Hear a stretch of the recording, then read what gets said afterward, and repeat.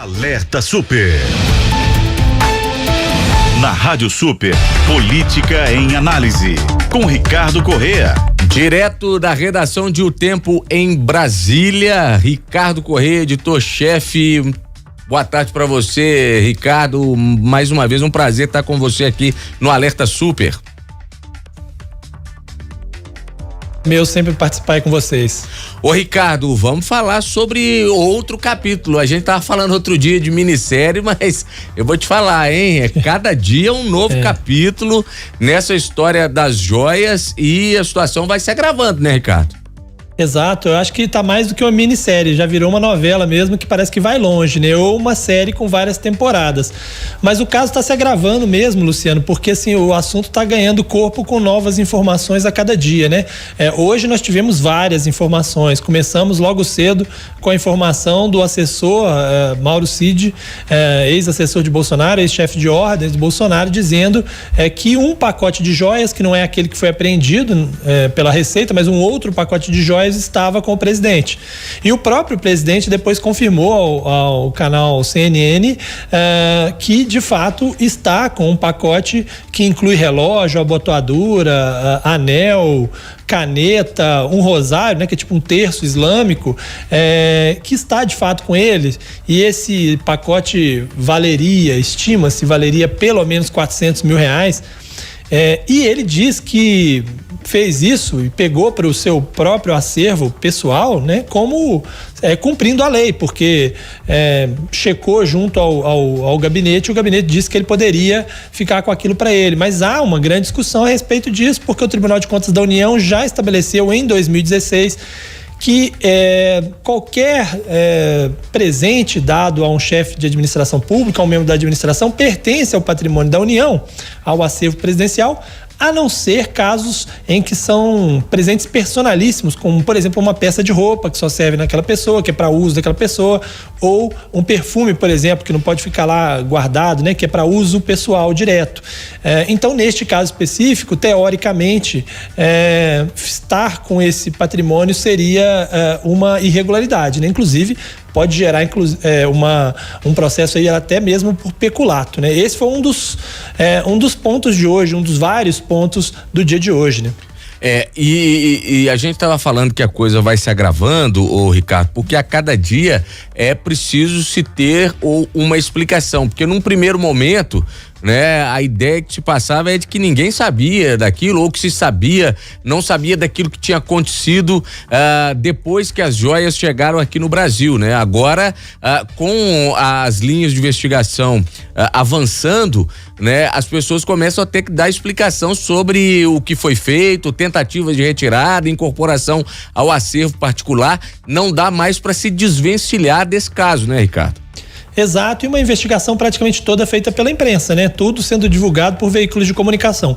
Hoje também surgiu, inclusive, um vídeo, né? O canal de TV Globo News divulgou um vídeo do momento em que um sargento da Marinha, aquele que tinha no dia 28 de dezembro pegado um voo da FAB para ir para Guarulhos, no momento em que ele chega lá na alfândega para tentar liberar, né, essas joias, o servidor não aceita entregar, fala que não, ele não tem o documento para pegar a joia, ele insiste, quer que o servidor fale no telefone com o coronel, depois com o chefe da Receita, e o servidor diz o tempo inteiro, olha, não posso, não vou falar com ninguém no telefone, não tenho papel, não vai levar. E ponto final, né? Mas o presidente Jair Bolsonaro disse que neste caso específico das joias de 16,5 milhões que seriam destinadas a Michele, que neste caso ele nem sabia, embora o que pareça nessa história toda é de que houve um pedido direto da presidência da República para que essas joias fossem retiradas lá da alfândega na Receita Federal. Mas são esses quebra-cabeças, né? Por exemplo, nesse caso das joias que estão com o presidente, aquelas de 400 mil, né? O presidente ainda não tinha dito que tinha essas joias, em momento nenhum falou sobre isso. Ele falou, não pedi presente nenhum, não recebi presente nenhum. Quando surgiu primeiro o ex-chefe de ordens dizendo que estava com ele e depois recibos documentos provando que essas joias foram entregues e que há inclusive um visto de que o presidente conferiu, ou seja, viu as joias e conferiu que era aquilo mesmo, aí ele veio a público para dizer, não, essas sim, essas estão comigo mesmo, agora aquelas outras é que eu não sei ainda e tal. Isso vai levar, claro, a uma investigação em vários meios, né? A Polícia Federal já está investigando, o Ministério Público Federal também, a Controladoria Geral da União, no âmbito administrativo do servidor. Hoje houve um pedido do Ministério Público de Contas junto ao Tribunal de Contas da União para também investigar o assunto, ou seja, há várias hipóteses de investigação e várias frentes de investigação.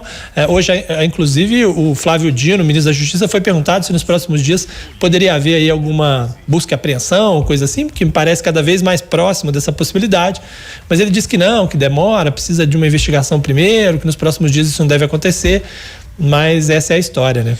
Ô Ricardo, lá no nosso portal tempo.com.br, até eu convido o nosso ouvinte depois a dar uma ida lá para acompanhar essa reportagem. Tem um trecho da reportagem que diz que o decreto 4.344 de 2022 aponta que todos os presentes recebidos em viagens devem ser encaminhados ao Departamento de Documentação Histórica do Gabinete Pessoal do Presidente, e aí é esse gabinete que vai definir se eles vão ser incorporados aos bens da União colocados no acervo público da Presidência ou se vão para o acervo privado de propriedade do ocupante do cargo, isso que você já tinha destacado mais cedo. Mas a gente já tem informação de qual foi a decisão tomada pelo gabinete do presidente diante dessas joias, que esses presentes que foram recebidos. A gente já tem essa informação, não? Não, mas assim, pela fala do próprio presidente, dá a entender que o gabinete disse para ele que estava ok, né? Porque ele disse só seguir a lei, ou seja, cumprir o requerimento. Ficar, agora, né? Agora o gabinete do próprio governo dele, né? Do próprio grupo diretamente ligado a ele, né? Sendo que há uma decisão do Tribunal de Contas da União que gera esse descumprimento. Então, assim, no mínimo, se houve isso, quem estava no gabinete também vai ter que responder de alguma maneira. E como eu disse, pode gerar inclusive o crime de peculato. E ainda tem uma outra questão, né? Um outro agravante, que se isso não foi interceptado pela Receita, mas não pagou também os impostos, porque se não foi declarado ao chegar no Brasil, provavelmente também não pagou os impostos, né? E se é bem pessoal, deveria pagar o imposto de importação, 50% do valor. Se não pagou, também está errado, né? Também tem a sonegação, o descaminho, essa discussão toda. Então, não é tão simples. Ainda que o gabinete tivesse dito que ele poderia ficar, ele teria que ter pagado o imposto. É preciso que ele comprove se pagou ou não pagou, né? E diante disso tudo, nós já temos também movimentações de outras pessoas que receberam presentes que já estão se movimentando para devolver, né, Ricardo? Porque agora sobrou para todo mundo. Quem estava quietinho com o presente na mão, agora está com medo de ser descoberto também, né? Inclusive o Caio Megali, que é ex-assessor do Ministério da Economia, do Paulo Guedes, hoje trabalha, né, na XP Investimentos, diz que vai devolver um relógio Cartier que recebeu. Cartier, o valor varia, né? Tem relógio de 40 mil, tem relógio que vale mais de $500 mil, né? Os mais baratinhos valem 40 mil, Luciano. Tem uns de $500 mil. E aí ele diz que vai devolver esse relógio, que no momento ele perguntou, lá no início ele perguntou se precisava devolver, disseram para ele que não precisava, mas que ele nunca utilizou, que ficou na caixa e que agora ele vai devolver. Mas há outros ministros que também receberam, Onyx Lorenzoni, por exemplo, foi um dos ministros que recebeu, e aí Gilson Machado, né, foi ministro do Turismo. Precisa ver se esses outros também vão devolver ou se de alguma maneira vão precisar responder alguma ação para poder devolver esses bens ao acervo público. E certamente isso vai gerar uma grande discussão judicial, né? Eles vão tentar argumentar que eles têm direito a ter esses presentes. Ô Ricardo, é uma história cheia de nuances, né? Que vai, como a gente já vem destacando, com várias linhas de investigação, e a gente vai acompanhando isso tudo, mas um ponto que me chama muita atenção nessa história e que a gente precisa destacar é a atuação desses funcionários da Receita Federal que não liberaram, mesmo diante de pressão, mesmo diante de supostas ordens para liberar essas joias, e que não liberaram, né, Ricardo? Exatamente. E aí vale muito o entendimento sobre a estabilidade no serviço público, né? Porque muitas vezes a gente critica, as pessoas criticam a estabilidade, dizendo, isso prejudica o serviço público, a pessoa não se, né? Tem gente que não se dedica ao trabalho porque não pode ser demitido. Não é exatamente assim, porque você tem maneiras de demitir aquele servidor que não está cumprindo com as suas funções, mas o fato é que neste momento é que você vê, né, a importância da estabilidade. Se ele não tivesse estabilidade, obviamente, ele estaria em risco ali de ser retirado do cargo, movido de alguma maneira, né, punido, e aí ele acabar tendo muito mais chance de liberar aquele bem, né? E ele foi firme desde o início, né? E eu acho que isso é um ponto a se destacar em toda vez que a gente faz essa discussão, que às vezes gera incompreensões, né? Porque no fim das contas o serviço público, por ser muito pouco mutável nesse sentido, essa estabilidade, às vezes aumenta os gastos e você não tem como cortar imediatamente por causa disso, mas tem esse outro lado que explica muito por que o servidor tem que ser estável, né? Ô Ricardo, pra gente fechar aqui a nossa participação, e eu comecei aqui o programa, né, parabenizando a todas as mulheres, mas falando que os parabéns de hoje têm que ser traduzidos no dia a dia, todos os dias, né? Tem que ser traduzido em respeito, em igualdade, enfim.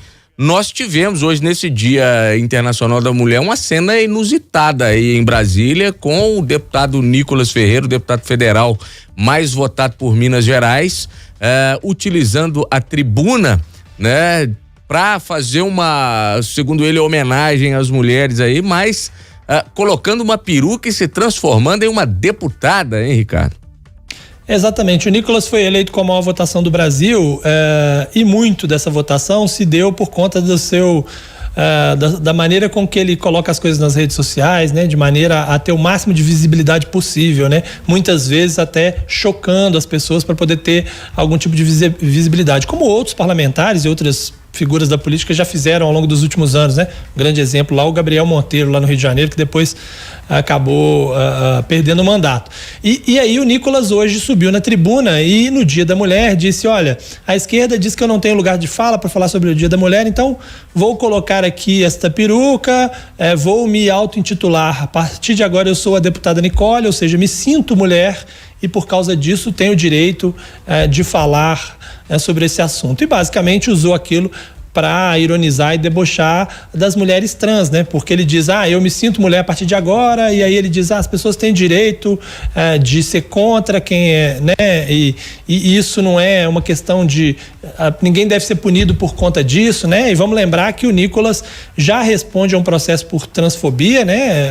O Tribunal de Justiça deu ganho a um recurso do Ministério Público para que ele responda por isso, né? Por conta de transfobia contra a também deputada Duda Salabert.